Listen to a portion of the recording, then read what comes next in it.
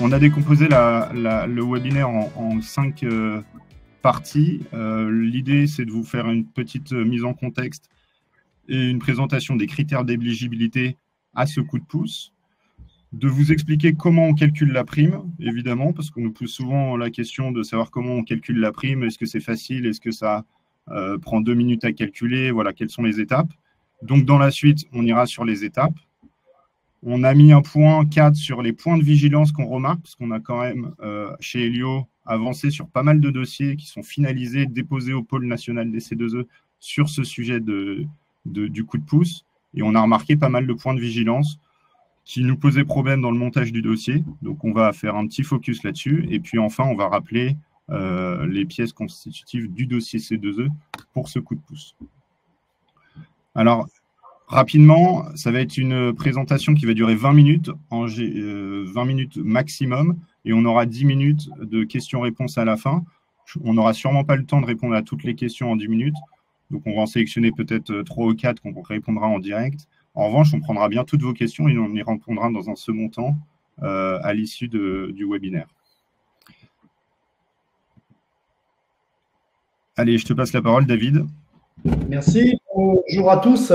Donc David Chalmont, chargé de partenariat AMO. Je vous remercie, on vous remercie tout d'abord d'avoir répondu présent donc à cette webconférence. Donc dans ce premier volet, je vais revenir sur ce qu'est en fait une BRTH 145, une rénovation d'ampleur de bâtiments résidentiels collectifs. On appelle la BRTH 145 la FOCH, la fiche d'opération standardisée, la FOCH qui correspond donc à cette opération. Donc, dans ce premier volet, je vais vous exposer quelles sont donc les entités pouvant bénéficier de cette BRTH 145, ce coup de pouce, la temporalité de la FOST, sa date de validité, et enfin, je finirai par quelles sont les actions mises en œuvre pouvant bénéficier de ce coup de pouce rénovation d'ampleur de bâtiments résidentiels collectifs. Donc, tout simplement, les bâtiments résidentiels existants depuis plus de 2 ans, donc ça c'est important, bâtiments moins de 2 ans ne peuvent en bénéficier. Donc, ces bâtiments résidentiels correspondent à quoi? À des copropriétés ou des monopropriétés. Les copropriétés doivent être inscrites au registre national. Alors, David, je t'arrête parce que visiblement, il n'y a pas de son de ta part. Je ne sais pas si vous m'aviez entendu quand j'ai fait le mot d'introduction ou pas du tout. C'est bon, là, ça fonctionne? Tu m'entends? Tu m'entends? Oui. Est-ce que, David, je te laisse parler parce que visiblement, on ne t'entend pas. Oui. Est-ce que vous m'entendez? Non, c'est David. Visiblement, tu as un problème avec ton micro.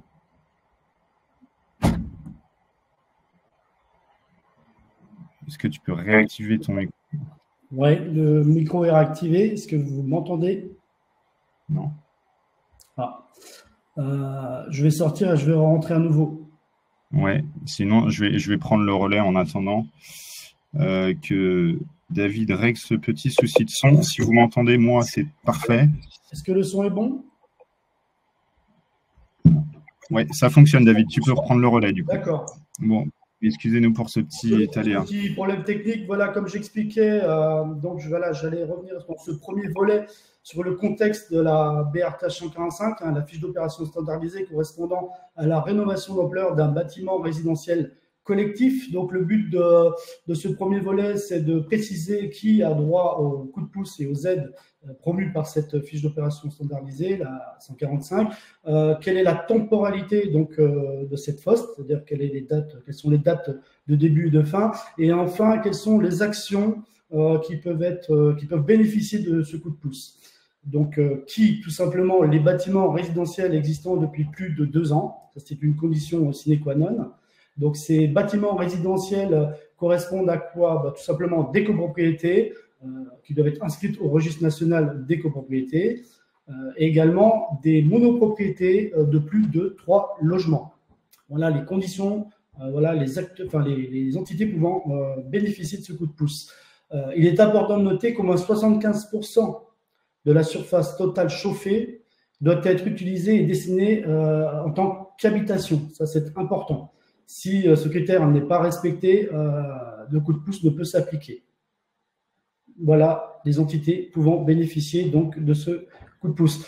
La temporalité, tout simplement, les opérations sont éligibles jusqu'au 31 décembre 2025.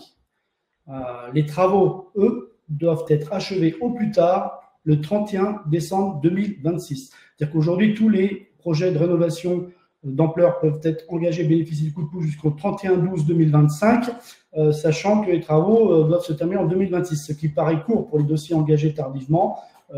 Nous sommes acteurs et nous luttons pour que, nous participons au débat pour que, bien sûr, les délais de fin de travaux soient allongés, ce qui sera sans doute le cas, du moins on espère, pour pouvoir prolonger le coup de pouce. Quelles sont les actions qui peuvent bénéficier de ce coup de pouce BRTH 145? Ce sont la mise en œuvre d'un bouquet de travaux qui permet de réduire tout simplement la consommation d'énergie du bâtiment résidentiel concerné d'au moins 35%. Ça, c'est pareil, c'est un chiffre à retenir, c'est la condition sine qua non. Si le projet n'engage pas un minimum de 35% de gains d'économie d'énergie, après projet, il ne pourra bénéficier de ce coup de pouce. Les travaux, c'est important, doivent porter sur les parties communes et d'être d'intérêt collectif. Et non pas les travaux concernant des parties, les travaux individuels ne peuvent être pris en compte. Encore une fois, il faut que les travaux soient d'intérêt collectif. Et ça, c'est vraiment à noter. C'est-à-dire que si des propriétaires décident de changer une VMC individuelle ou un chauffe-eau ou un radiateur, elle ne sera pas inclue dans le coup de pouce. Il faut vraiment que les travaux soient d'intérêt collectif et permettent à l'ensemble de la copropriété ou du bâtiment, de la monopropriété, de réaliser des gains énergétiques. Quel type de travaux? Lorsqu'il y a un changement lorsque vous participez à l'isolation de l'enveloppe du bâtiment, ça peut être l'isolation thermique aussi bien par l'intérieur que l'extérieur, le remplacement des équipements de chauffage ou de production d'eau chaude, sanitaire, voilà, le changement de système d'éclairage, voilà, tous les travaux pouvant participer à des gains énergétiques sont pris en compte. Sur les rénovations d'ampleur, les travaux les plus courants sont bien évidemment l'isolation thermique par l'extérieur, le changement de système de chauffage ou encore l'isolation des toits terrasses ou planchers bas. Voilà, ce sont ces types de travaux qui permettent d'obtenir des gains énergétiques après projet qui peuvent bénéficier bien évidemment du coup de pouce. À préciser que lorsqu'il y a un changement de système de chauffage hors raccordement, il faut présenter une preuve d'impossibilité de raccordement à un réseau de chaleur. Ça, c'est aussi un point à respecter. Voilà pour ce contexte qui, quand et quoi, c'est-à-dire quel type d'actions peuvent être concernées par ce coup de pouce. Je te repasse la parole. Thomas? Oui, merci David. Alors, sujet qui intéresse tout le monde, c'est comment on calcule cette prime. C'est la question qu'on nous pose assez rapidement. On a 3 choses à retenir en premier lieu quand on veut calculer la prime. C'est la surface évitable que vous retrouvez sur votre audit énergétique, la CHAB, le gain énergétique après travaux, puisqu'on va analyser la consommation actuelle du bâtiment et la consommation après travaux. Donc le gain énergétique de 35% qu'on évoque. Plus vous allez creuser le delta entre votre état initial et votre état final, plus vous allez avoir une prime conséquente. Et le 3e critère, c'est si vous portez votre projet vers un système de chauffage vertueux. C'est-à-dire que si vous sortez d'une chaudière fuel, d'un système de chauffage qui est alimenté au fuel, par exemple, et que vous allez sur quelque chose à plus de 50% d'énergie renouvelable, type pompe à chaleur, type raccordement à un réseau de chaleur de la ville qui est alimenté, lui, à plus de 50%, plus vous allez avoir ce qu'on appelle la bonification C2E.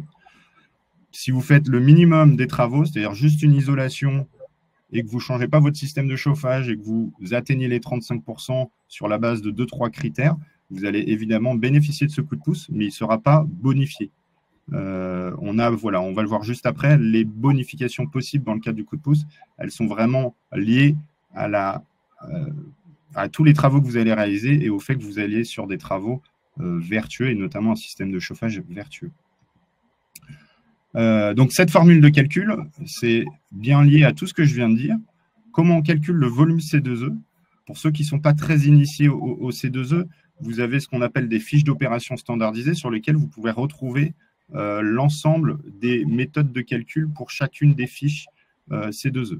Pour ce qu'on appelle la barre TH145, donc la coût de pouce rénovation performante d'un bâtiment résidentiel collectif, le sujet qu'on évoque aujourd'hui, la formule de calcul est un peu plus compliquée que d'habitude, mais globalement, elle est facilement lisible. Le premier critère, c'est d'aller rechercher toutes ces informations sur votre audit énergétique. Vous allez prendre votre consommation en énergie finale, celle qui est initiale, c'est-à-dire celle de votre bâtiment existant avant travaux. Vous allez la soustraire à la consommation en énergie finale du projet, c'est-à-dire après travaux. Et vous allez la multiplier par la CHAB qu'on a évoquée, donc la surface habitable de votre bâtiment. Et vous allez multiplier tout ça par un coefficient. Et c'est là où ça peut se complexifier un peu. On ne va pas rentrer dans le détail très technique, mais on va évoquer les 4 scénarios. Les 4 scénarios, très simplement, c'est ce que je disais juste auparavant, sont conditions de sur quelle énergie de chauffage vous allez être après et avant les travaux. Premier cas de figure, vous avez une copropriété qui est alimentée majoritairement au fioul, dont le système de chauffage est au fioul. Vous avez 2 coefficients possibles. Si après les travaux, vous installez une pompe à chaleur donc qui est à plus de 50% d'énergie renouvelable, vous utilisez le coefficient 77. En revanche, si vous êtes à moins de 50%, vous allez sur le coefficient 46. Donc, exemple type, je suis une copropriété au fioul et je change mon fioul pour passer sur du gaz, j'utilise le 46. Si je suis au fioul et que je vais vers un raccordement au réseau de chaleur à plus de 50% d'énergie renouvelable, j'utilise le coefficient 77. Et les 2 autres coefficients, c'est exactement la même chose, sauf qu'on change l'état initial de la chaudière fioul et on la met sur un autre type de chauffage qui est un système de chauffage gaz, électrique ou tout autre type de système d'alimentation d'énergie que le fioul. Donc, je suis une copropriété qui est électrique. Je change mon électrique pour passer sur la pompe à chaleur. J'utilise le coefficient 61. Je passe de l'électrique sans changer mon système de chauffage. Donc, je reste à l'électrique et je vais vers l'électrique. Je suis électrique, je vais vers l'électrique. Mon coefficient est 38. Ou je suis au gaz, je reste sur du gaz. Mon coefficient est de 38. Voilà, c'est un petit peu complexe à prendre en compte au début, mais de toute façon, c'est le travail de votre AMO si vous êtes accompagné par un AMO, c'est le travail de votre bureau d'études et puis c'est le travail du délégataire C2E, évidemment, de faire tous ces calculs et de vous faire la préconisation de prime la plus adaptée au projet que vous allez voter. Thomas, j'ai une petite question qui est en raccord par rapport à ce qui vient d'être exposé, par rapport au coefficient 18. Je me demande s'il peut encore être utilisé. Oui, tout à fait. Alors, là, on est dans le cadre de figure du coup de pouce rénovation performante d'un bâtiment résidentiel collectif. On a ce qu'on appelle la fiche d'opération standardisée, la barre TH145, qui est la fiche qui définit la règle de calcul. Et la règle de base du calcul, le coefficient B est de 18. Quand on va sur le coup de pouce, donc ce qu'on est en train d'expliquer aujourd'hui, on va sur des bonifications. Donc, on a le droit de supprimer ce 18 et de passer sur les 4 coefficients que je viens de présenter. Donc, la règle de base, sans le coup de pouce, c'est 18. Dès qu'on va sur le coup de pouce, on applique un nouveau coefficient qui est l'un de ces 4-là. Quelles sont les étapes ? Je vais accélérer un petit peu parce qu'on a perdu un peu de temps et on ne voudrait pas trop dépasser le temps prévu. Alors, la première étape, c'est il faut commencer par un audit énergétique. C'est le b.a.-ba aujourd'hui de tout projet de rénovation énergétique, c'est un audit énergétique. Il faut que cet audit énergétique soit réalisé par un bureau d'études certifié. Un bureau d'études qui a une qualification OPQIBI, AFNOR, etc.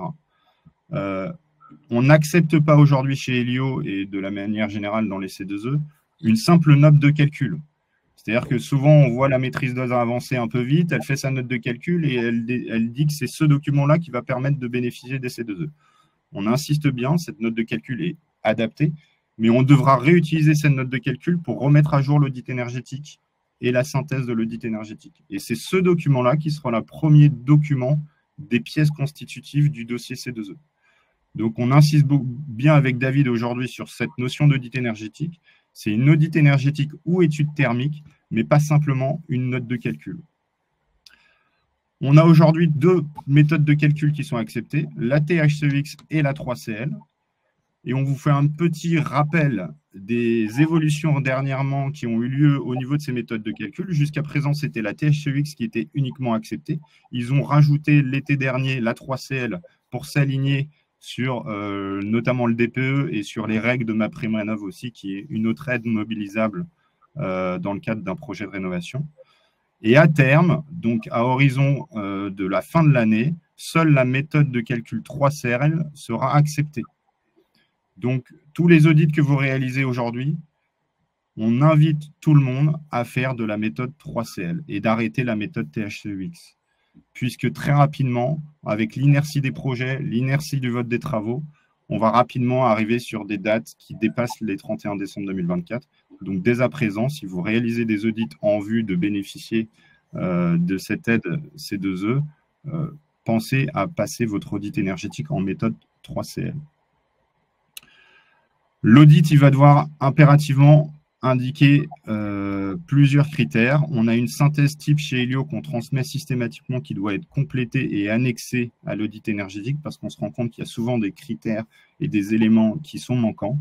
Le premier élément manquant qui est la base du calcul de la prime, c'est la consommation en énergie finale par opposition à la consommation en énergie primaire. Donc on retrouve souvent dans les audits l'énergie primaire mais pas l'énergie finale. Je sais qu'un certain nombre de logiciels sortent par défaut la primaire et pas la finale, mais on insiste bien que les bureaux d'études qui nous écoutent, ou les AMO, ou même vous, copropriétaires, insistez bien auprès de vos bureaux d'études que c'est l'énergie finale qui est la base de calcul de la fiche coup de pouce rénovation globale. Donc, si on n'a pas cette information, il faudra la renseigner. On a le taux de NR. Je parlais des différents coefficients juste avant. Le taux de NR, c'est la base. L'avant et après. Il y a une petite coquille là. J'ai mis le taux de NR après travaux, mais c'est bien le taux de NR avant et après travaux qui doit être renseigné, ce qui permet de définir le coefficient qu'on va utiliser pour le calcul de la prime. Et on doit avoir, c'est une petite règle obligatoire, vous allez lors de votre trajet de copropriété ou lors d'un projet de monopropriété voter un seul scénario, évidemment. En revanche, l'audit énergétique doit mentionner au moins 2 scénarios. Ça, c'est vraiment très, très important. Oui, rapidement, voilà, donc, pardon. Juste pour le THCEX, la date de péremption du THCEX, je vais répondre rapidement à la question, c'est important. Jusqu'au 31 décembre 2024, ça veut dire devis signé, engagé avant le 31 décembre 2024. Voilà ce que ça veut dire. Projet engagé, c'est-à-dire ordre de marché signé avant le 31/12/2024. Voilà. Tout à fait. C'est la notion d'engagement au sens C2E du terme, c'est la date de signature des marchés ou des devis. Il y a cette notion qui revient régulièrement, donc c'est toujours la date de signature des devis ou des marchés. Voilà.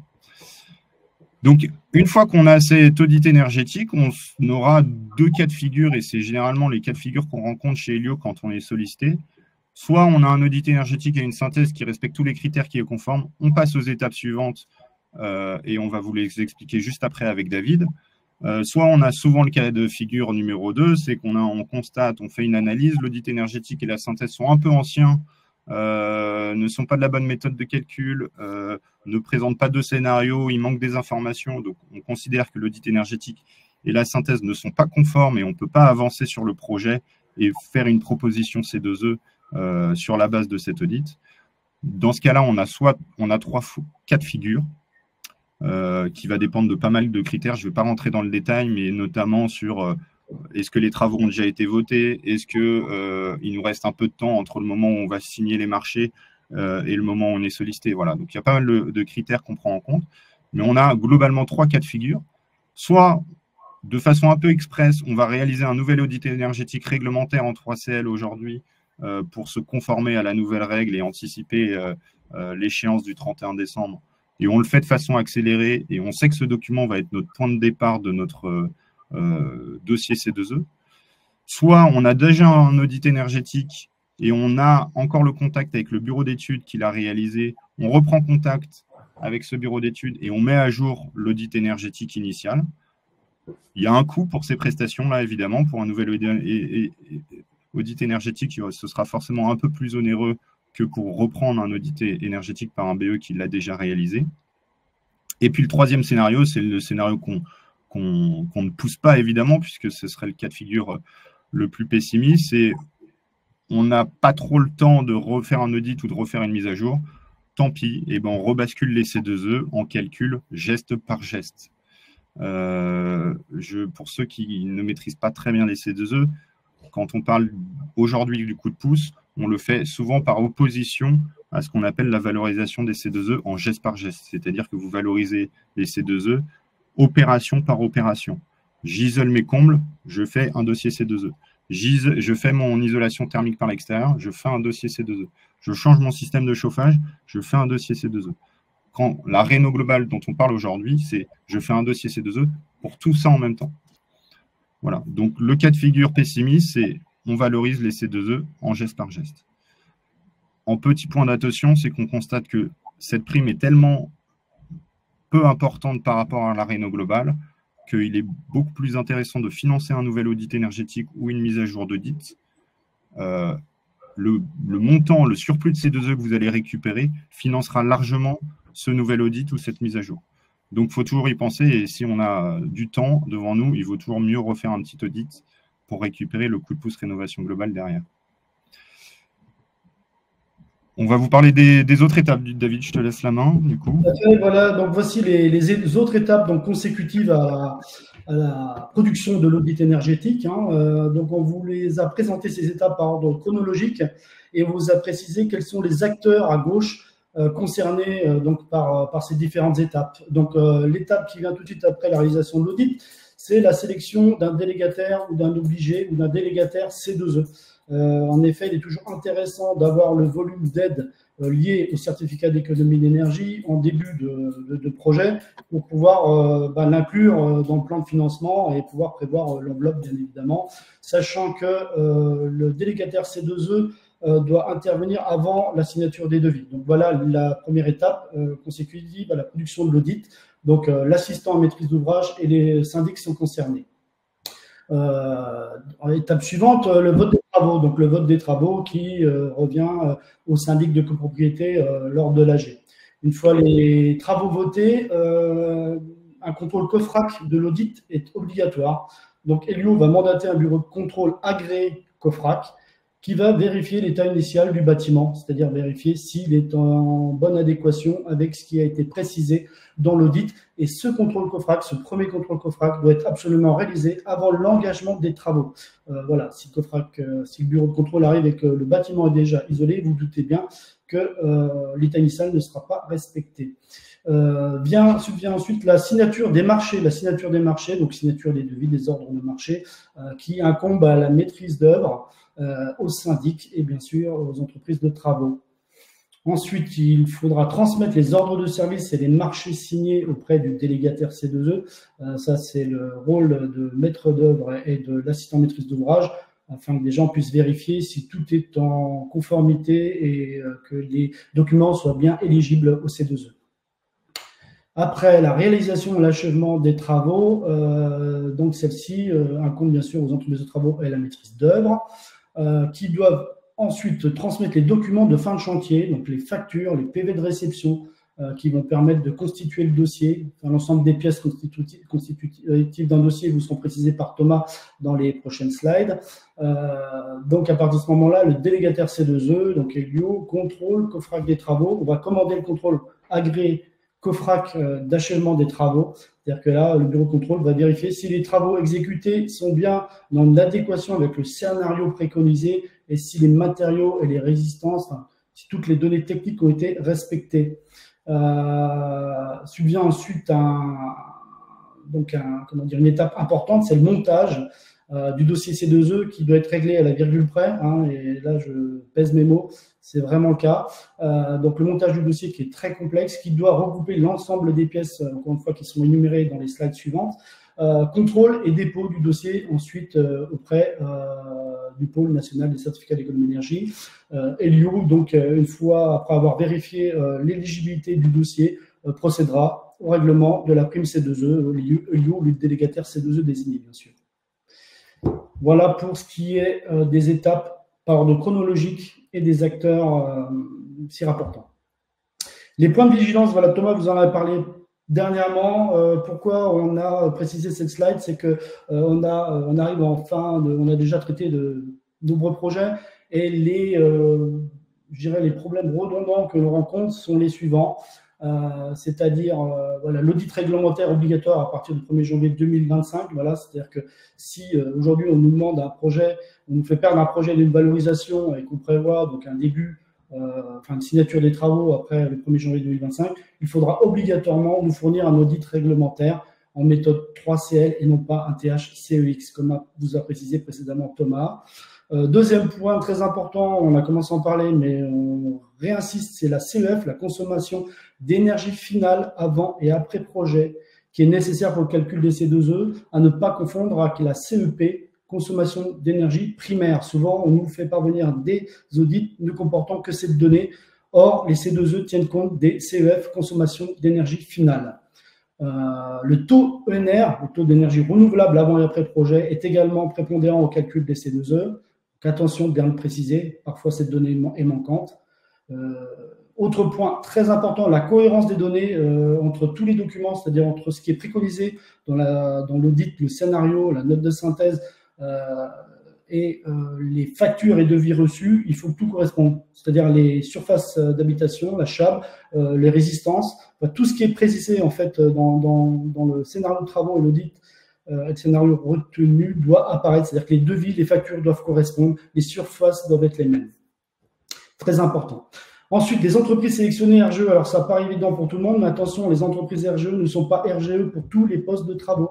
Le RGE désigne un poste de travaux spécifique, donc ce n'est pas parce qu'une entreprise est RGE pour l'ITE qu'elle le sera pour l'isolation des combles.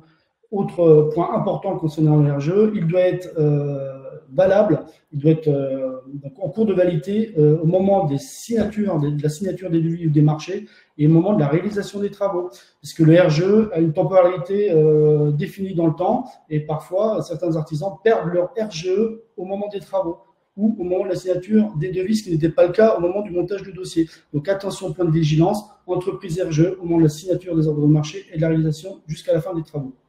Ensuite, faire appel à un assistant à maîtrise d'ouvrage, on ne le rappellera jamais assez. Un projet de rénovation d'ampleur, c'est très complexe, ça regroupe plusieurs volets, le volet financier, social et technique, et seul un assistant à maîtrise d'ouvrage est capable, si vous voulez, de mettre en relation et d'imbriquer toutes les pièces du puzzle entre les différents acteurs, à savoir la maîtrise d'œuvre, le maître d'ouvrage et le bénéficiaire, donc voilà, la copropriété ou la monopropriété.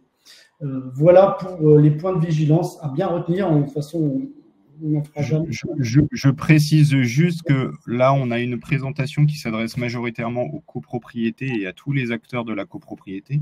On est pas mal sollicité aussi en monopropriété pour ce coup de pouce. L'AMO n'est pas obligatoire. En revanche, il est fortement recommandé. Ce n'est pas obligatoire. On doit prouver, par contre, qu'on a bien, au départ, nous, en tant que délégataire C2E, proposer à la copropriété ou à la monopropriété cet accompagnement-là. Le bénéficiaire, donc la copropriété ou la monopropriété, a le droit de le refuser. Et on doit quand même archiver, si vous voulez, dans les pièces du dossier, le fait qu'on a proposé un devis d'assistance à maîtrise d'ouvrage. Ensuite, libre au bénéficiaire de le refuser ou non. Voilà. Mais bien sûr, petite parenthèse, parce que je vais en parler après. Complètement, tu as bien fait de préciser. C'est vrai que voilà, on doit vraiment, en tout cas, nous on le recommande fortement. Il serait dommage de passer à côté de l'assistant maîtrise d'ouvrage parce que c'est vraiment difficile de piloter un projet d'ampleur sans cette entité-là. Et puis on rappelle, petite parenthèse encore, que l'AMO de toute façon est obligatoire dans le cadre de MaPrimeRénov' copropriété. En plus. Donc pour les copropriétés, vous ne pourrez pas y échapper globalement. Alors, juste une petite parenthèse, parce qu'on est assez pressé, on est déjà en retard, mais je tiens à préciser que MaPrimeRénov' et le coup de pouce BRTH 145 n'ont rien à voir. C'est deux types de projets, enfin deux types d'aides différentes. Et j'ai eu la question tout à l'heure, j'ai vu apparaître la question. Et quel est le rapport? En fait, c'est juste le rapport, c'est qu'il y a un montant d'aide qui sera promu en fin de projet, mais c'est géré de manière complètement différente. Voilà, je vais laisser la parole maintenant à Thomas qui va vous refaire un point sur les pièces constitutives d'un dossier C2E. Exactement. Très rapidement, de toute façon, vous allez recevoir la présentation et puis on va prendre le temps de répondre à toutes les questions. Il y en a eu beaucoup. On ne va pas avoir le temps de répondre à tout, mais on va les prendre individuellement et on va évidemment y répondre. Les pièces constitutives d'un dossier C2E, elles sont assez lourdes. C'est assez dense comme dossier. Donc, je vais les dérouler rapidement, mais rassurez-vous, vous aurez la présentation et vous serez dans la majorité du temps bien accompagné soit par Elio, soit par un autre délégataire ou un obligé, ou par un AMO qui maîtrise globalement plutôt bien ce type de dossier aussi. La première pièce, on en a beaucoup parlé au début, c'est l'audit énergétique et la synthèse, évidemment, qui doit respecter un certain nombre de critères. Une fois qu'on a cet audit énergétique, le délégataire ou l'obligé transmet ce qu'on appelle un cadre de contribution et un accord d'incitation financière, c'est-à-dire un contrat où on dit que sur la base de cet audit, on s'engage à verser une prime C2E. Donc, c'est notre contrat. L'accord d'incitation financière et le cadre de contribution, c'est le contrat du délégataire ou de l'obligé C2E entre la copropriété et nous. La troisième pièce, c'est le rapport du contrôle agréé COFRAC de l'audit. On vous l'a dit tout à l'heure, il y a un bureau de contrôle agréé COFRAC qui passe pour vérifier que l'audit est conforme. Donc, on a un rapport suite à ce contrôle-là. Ça fait partie du dossier. On a les preuves d'engagement. Donc, la preuve qu'on engage les travaux, c'est soit un devis, soit des marchés signés, soit le DPGF signé. On a, une fois que les travaux sont réalisés, les factures ou les PV de réception qui sont chez nous, au sens des C2E, la preuve de réalisation des travaux. On a un rapport qui valide que les travaux ont bien exécuté, souvent par le même bureau de contrôle qui a fait le contrôle de l'audit. Et ben, vous en avez un second une fois que les travaux sont finalisés et il vient contrôler l'achèvement des travaux et la cohérence entre ce qui avait été dit à l'audit et ce qui a réellement été fait. On a deux documents qui s'appellent liste des travaux signés et liste des entreprises de travaux. C'est globalement un récapitulatif de ce qui a été fait et de quelle entreprise est intervenue pour quels travaux. Parfois, c'est la même entreprise, parfois, c'est plein d'entreprises différentes. Eh bien, il nous faut la liste de ces entreprises, leur RGE et évidemment des travaux pour lesquels ils sont intervenus. On a le document phare des C2E pour valider les travaux qui doit être signé par l'entreprise de travaux ou la maîtrise d'œuvre et par le bénéficiaire, donc la copropriété ou le propriétaire dans le cadre d'une monopropriété. C'est l'attestation sur l'honneur. On a deux documents un peu spécifiques, c'est l'attestation sur l'honneur du gestionnaire du réseau de chaleur. On doit prouver, on n'en a peut-être pas assez parlé, mais que si la copropriété change son système de chauffage, elle doit privilégier le fait de se raccorder à un réseau de chaleur. Si elle ne se raccorde pas, il faut justifier le fait qu'elle ne se raccorde pas. Donc, je suis une copropriété située à Paris, je suis pas très loin, je suis plutôt loin, donc je suis à 300 mètres du réseau de chaleur de la ville qui passe dans la rue à côté. Je dois quand même avoir une attestation sur l'honneur du réseau de chaleur de la ville de Paris, en l'occurrence CPCU, qui me dit la copropriété est trop loin de mon réseau, techniquement ou financièrement, ce n'était pas possible. Et cette pièce du dossier, c'est une pièce que Elio vous transmettra, doit être signée par le gestionnaire du réseau de chaleur. Et enfin, la dernière pièce, c'est celle dont je parlais juste avant, c'est la preuve d'acceptation ou de refus d'une offre AMO ou d'ingénierie financière. Elio et tout autre obligé ou délégataire a l'obligation de présenter une offre d'AMO pour que la copropriété soit accompagnée. Et donc, on doit montrer que ça a été accepté ou refusé. Pour l'acceptation, c'est le PV d'AG généralement où la copropriété accepte la mission de l'assistant à maîtrise d'ouvrage qu'il aura choisi au préalable. J'insiste sur un dernier point, et on en a juste parlé avant, c'est ce qu'on constate sur les dizaines de dossiers qu'on a pu finaliser et qu'on a pu monter, c'est parfois les incohérences d'un document à l'autre.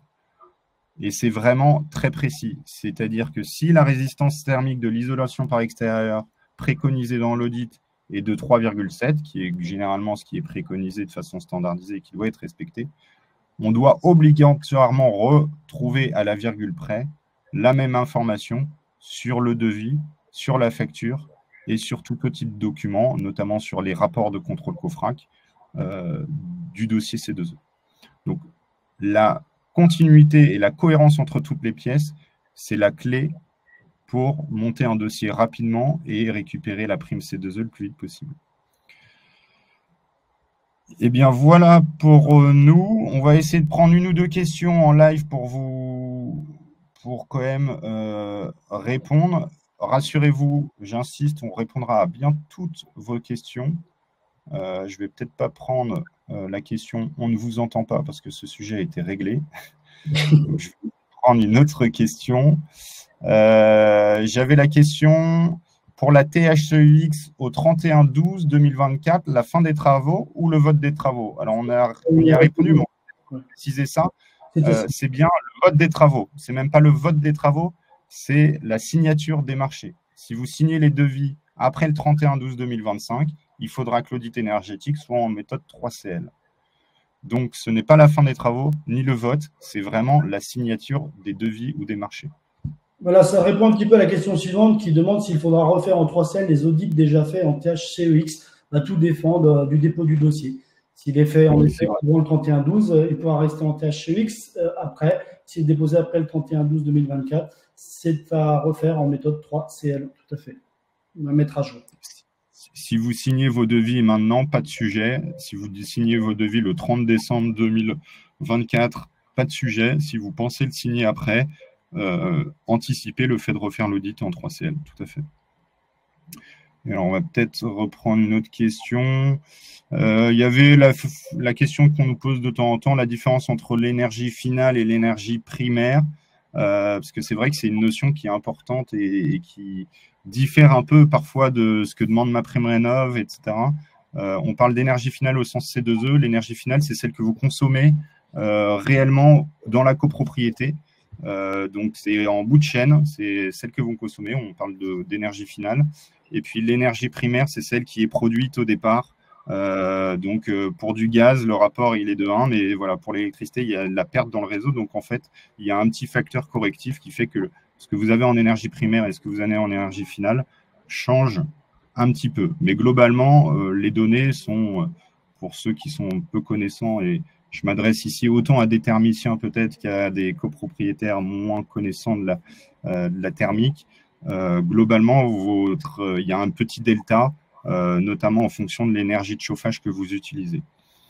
Donc voilà, ces deux énergies, primaire et finale, doivent être bien sûr présentes dans votre audit énergétique. Pas l'une ou l'autre, c'est vraiment les deux. Une petite réponse à donner, Thomas, sur un audit énergétique de 2016, est-il toujours valable? A priori, non, je dis non, parce que 2016, on est vraiment très peu éloigné. Là, le problème de ce type d'audit, c'est qu'on ne va pas retrouver les données nécessaires pour calculer la prime C2E, et surtout, depuis 2016, peut-être des monogestes, des travaux ont été effectués sur la copropriété. Donc non, un audit daté de 2016 est a priori plus valable. Voilà, une mise à jour s'impose ou une reprise via un nouvel audit. On a largement dépassé le temps. Désolé pour le petit couac de début de session. Merci à tous. On prendra le temps de répondre à toutes vos questions et vous recevrez de toute façon un récap de cette visio et puis la réponse à toutes les questions. Bien sûr. Merci à tous. Merci à tous. Bonne journée. Au revoir. Au revoir.